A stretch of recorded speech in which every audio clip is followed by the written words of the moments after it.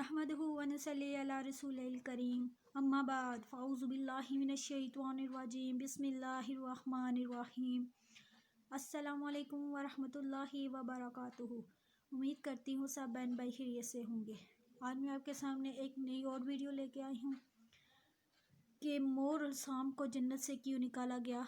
हज़रत इब्राहीम अलैहिस्सलाम का वाक़या है। सबसे पहले है कि अल्लाह ताला मुझे माफ़ करे, अगर कोई भी गलती होगी, कुछ आगे पीछे हो गया तो अल्लाह ताला हमें माफ़ करे। सही मुझे अल्फाज अदा करने की, सही किस्सा बयान करने की तौफीक अता करे। या अल्लाह जो भी बेरोज़गार हैं उनको रोज़गार अता कर, जो भी परेशान हैं उनको परेशानियाँ दूर कर, जो भी मुसीबत में हैं उनकी मुसीबतें दूर कर। या रब्बुल आलमीन तू बड़ा गफूर रहीम है।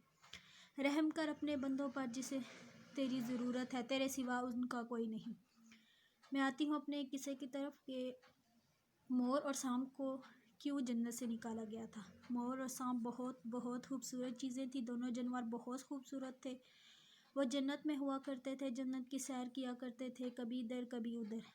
एक दिन ऐसा हुआ कि वो दोनों सैर करते हुए जन्नत से बाहर आ गए। जन्नत से बाहर आए तो देखते हैं कि एक शैतान उन्हें मिला। शैतान उन्हें वरगलाने लगा, क्योंकि आपको पता है कि अल्लाह ताला ने शैतान को जन्नत से निकाल दिया था। वो उन्हें वरगलाने लगा कि तुम मुझे साथ जन्नत में लेके चलो। वो कहने लगे कि अल्लाह ताला का हुक्म है कि तुम जन्नत में नहीं जा सकते। उसने फिर कहा कि मुझे साथ लेके जाओ किसी तरीके से। वो उन्हें वरगलाता रहा और सांप और मोर उसके उलावत में आ गए। वो उन्हें साथ लेकर, उन्हें सांप ने बोला कि मोर तुम इसे निगल लो, जब तुम जन्नत में दाखिल होगे तो इसे उगल देना, ये फिर बाहर निकल आएगा और जन्नत में ये दाखिल हो जाएगा। ऐसा किया कि मोर ने शैतान को खा लिया। शैतान उसके पेट के अंदर चला गया और फिर वो जन्नत में दाखिल हुए। जन्नत में दाखिल होते ही सांप ने मोर से बोला कि मोर तुम शैतान को उगल दो। उसने उगल दिया, शैतान ने उगल दिया। जब शैतान बाहर आया तो उसने देखा कि हज़रत इब्राहीम और हज़रत हवा जन्नत में हैं। क्योंकि अल्लाह ताला ने हज़रत हवा और हज़रत इब्राहीम अलैहिस्सलाम को कहा था कि एक दरख्त ऐसा है जिसका फल आपने नहीं खाना, चाहे जो मर्ज़ी हो जाए, और दुनिया की चीज़ आप खा पी सकते हो, इस दरख्त को आपने हाथ नहीं लगाना।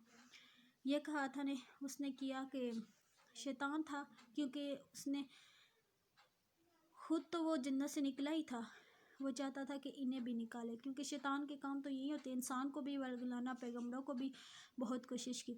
उसने हज़रत हवा से कहा कि आप इस दरख्त का फल खाएं। उसने बोला कि हमें अल्लाह ताला की तरफ से हुक्म नहीं है कि हम इस दरख्त का फल खाएं, तो हम कैसे इस दरख्त का फल खा सकते हैं। तो उसने फिर फरमाया, नहीं, अल्लाह ताला इसलिए नहीं चाहते कि आप कहीं फरिश्ता ना बन जाओ।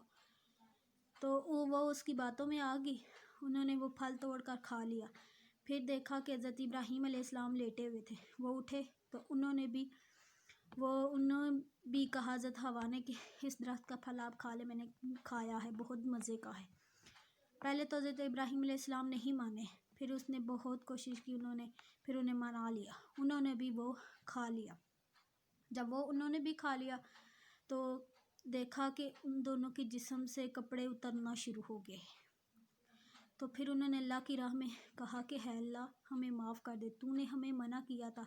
अल्लाह ताला ने फरमाया कि मैंने इसीलिए मना किया था कि ये तुम्हारे लिए सही नहीं है, अगर तुम इसे खाओगे तो तुम्हारे लिए बहुत बुरा होगा।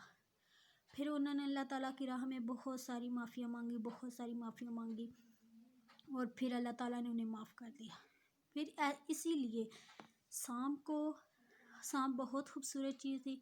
सांप की टांगें अल्लाह ताला ने ले ली। सांप के मुंह से खुशबू आती थी, अल्लाह ताला ने खुशबू निकाल के उसके मुंह में जहर भर दिया।